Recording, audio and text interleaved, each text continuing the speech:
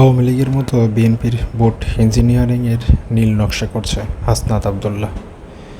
বিগত আওয়ামী লীগ সরকারের মতো বিএনপিও নির্বাচনে ভোট ইঞ্জিনিয়ারিং বা কারচুপির নীল নকশা তৈরি করছে বলে মন্তব্য করেছেন জাতীয় নাগরিক পার্টি এনসিপি মুখ্য সংগঠক দক্ষিণাঞ্চল ও সংসদ সদস্য হাসনাত আবদুল্লাহ।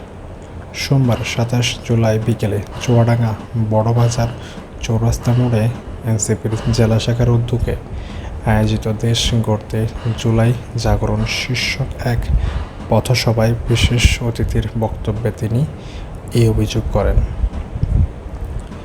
রাষ্ট্রীয় ও সাংবিধানিক প্রতিষ্ঠানগুলোতে দলীয় লোক বসিয়ে নিরপেক্ষতা নষ্ট করা হচ্ছে বলে দাবি করেন এই সংসদ সদস্য। তিনি বলেন, জনগণ যাদের লাল কার্ড দেখিয়ে প্রত্যাখ্যান করেছে, বিএনপি ক্ষমতায় এসে তাদের বিভিন্ন দপ্তরের প্রশাসক হিসেবে বসাচ্ছে। অতীতে ভোটাধিকার হরণের যে সংস্কৃতি ছিল তার যেন পুনরাবৃত্তি না ঘটে, সেই জন্য নির্বাচন ব্যবস্থাকে সম্পূর্ণ দলীয় প্রভাবমুক্ত রাখার দাবি জানান তিনি। প্রশাসনের ভূমিকা প্রসঙ্গে হাসনাত আবদুল্লাহ বলেন, পুলিশ প্রশাসন ও গণমাধ্যমকে কোনো নির্দিষ্ট রাজনৈতিক দলের লেজুর বৃত্তি না করে জনগণের স্বার্থে নিরপেক্ষভাবে কাজ করতে হবে। পুলিশ সদস্যদের কোনো দলের আজ্ঞাবহ না হয়ে পেশাদারিত্ব বজায় রাখার আহ্বান জানান তিনি। এছাড়া তরুণদের কর্মসংস্থান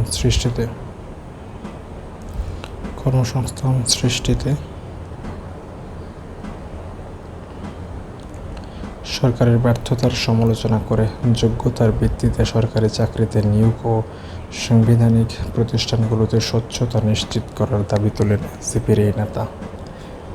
অনুষ্ঠানে প্রধান অতিথির বক্তব্যে এনসিপির কেন্দ্রীয় সদস্য সচিব ও রংপুর ৪ আসনের সংসদ সদস্য আখতার হোসেন বলেন, জুলাই অভ্যুত্থানের চেতনাকে বাস্তবে রূপ দিতে রাষ্ট্রের মৌলিক সংস্কার অপরিহার্য।